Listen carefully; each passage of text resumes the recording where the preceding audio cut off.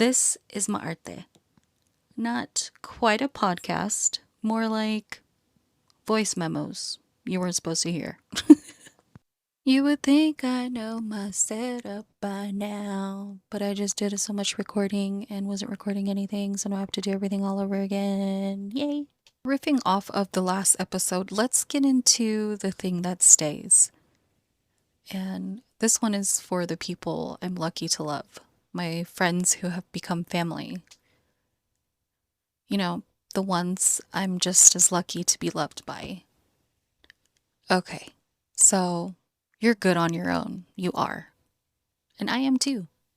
But I want to talk about what makes that possible. And for me, it's my people, my goons, my homies, my A1s since day one. I'm talking about the friends that became family. Your friends, the ones that don't need constant tending to, the ones that aren't keeping score. You know, the ones that just somehow stay. Now, some of these friends I've had for almost 25 plus years, and which is freaking wild if you think about it. That's a whole ass adult. That is a whole ass adult. Do you understand? Now, we're not in each other's lives every day, in and out. We don't know every detail of our lives, and we're not texting all the time. But when we are together, it's like nothing changed. There's no weirdness, no pressure, just right back where we left off. And maybe that's the secret. Low maintenance friends. And that's not to be confused with low effort and low care. Just no pressure. And I'll be real, I have never been good with high maintenance people. I can be a little flaky, and it's not because I don't care. Um, it's not anything external, it's just me. And sometimes my social battery is gone, just completely dead, and I need space. I need to reset, come back to myself so I can fully show up for the people I love.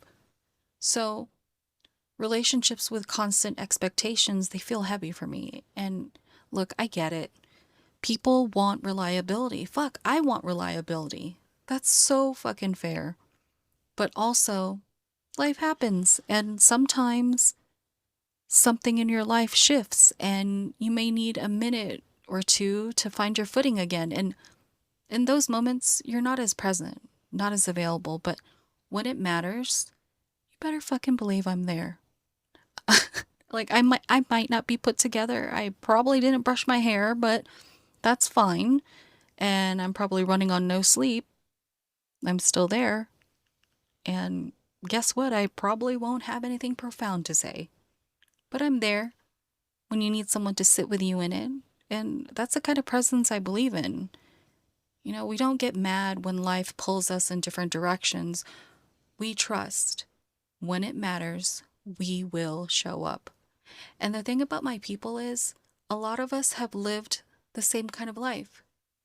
There's a chunk of us that are all military kids, which means we didn't just grow up, we kept starting over. New schools, new friends, new versions of ourselves, just over and over and over again. And when you're in it, you don't question it. You just think, "Oh, this is totally normal." But now I'm realizing, God, I've had to start over so many times, like so many fucking times. And maybe that's why the people who stayed mean what they mean to me, because when your life keeps moving, the ones who remain aren't just random people. And, my friendships, they aren't just one group, they are layered. Some of us, we actually didn't even choose each other. Our parents were friends, and we just kind of got lumped in together. And then somewhere along the way, we chose each other and we just never stopped. And then there's the BFF who still sends me voice memos on my birthday and just singing her heart out and reminding me of my sunshine, which makes me smile when I say that. The ones I can sit with for hours just talking. Those friends that will sit in a restaurant with you until they're ready to close and just shut it all down. And somehow that's enough. And then, of course, I have people that I've met online, specifically Instagram, especially in the beginning of Instagram, like, was this 2011? Some of my friends that I made on Instagram in 2011, we still have a connection, and it's just so wild to me. And God, I think about it like 2011, that's 15 years ago, bro. We are in 2022.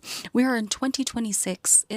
Like we met back in 2011, dude. And listen, I've got a friend, Robbie Alfonso Lordy. I'm talking to you.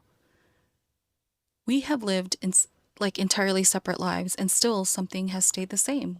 Like the banter, it's cheeky, sarcastic, and sometimes a little unhinged.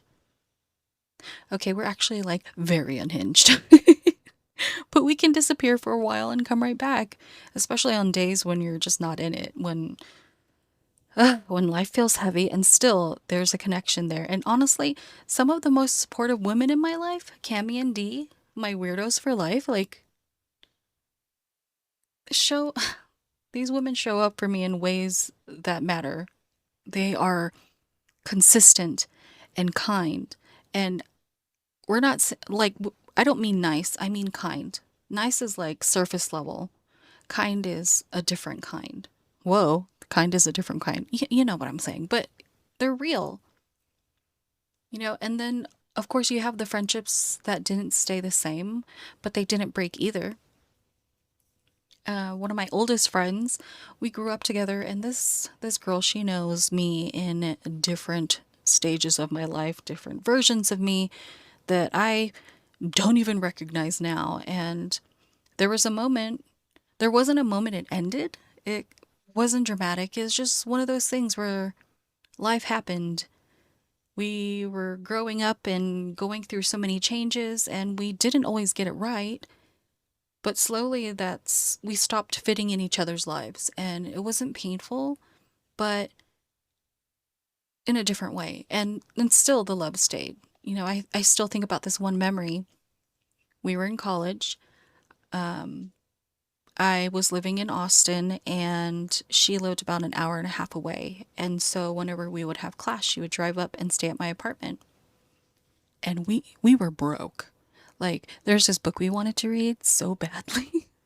And we only had one book, and instead of like, oh, you read it, then I'll read it after, we were like, no, we want to read it like now.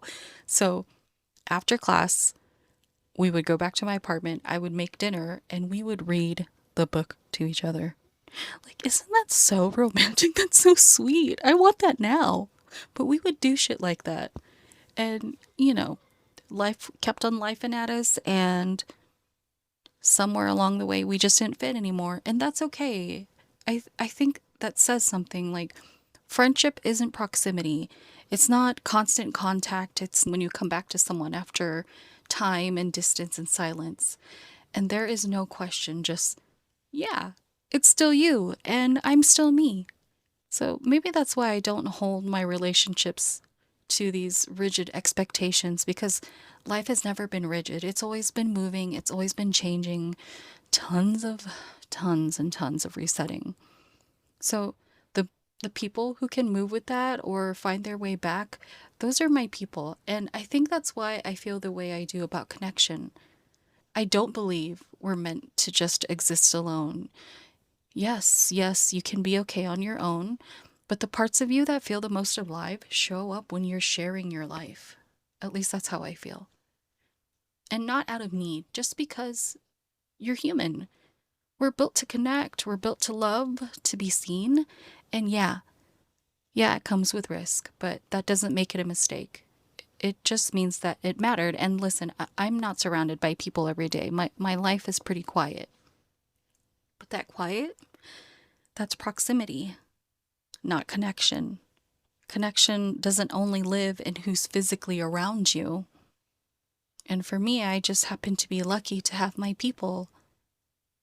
I have my small family, a dog that I live to serve, but at the same time, he takes care of me in ways I could never have imagined. And, that's just what it looks like for me. So, yeah, life is quiet around me. But don't mistake that for loneliness. The quiet is just proximity, not connection. My life is full in ways that matter most, and so is yours. And maybe that's the thing. You don't just find people, you build something with them that distance could never take away. And that's it. That's the thing beneath the thing. That is the thing that stays.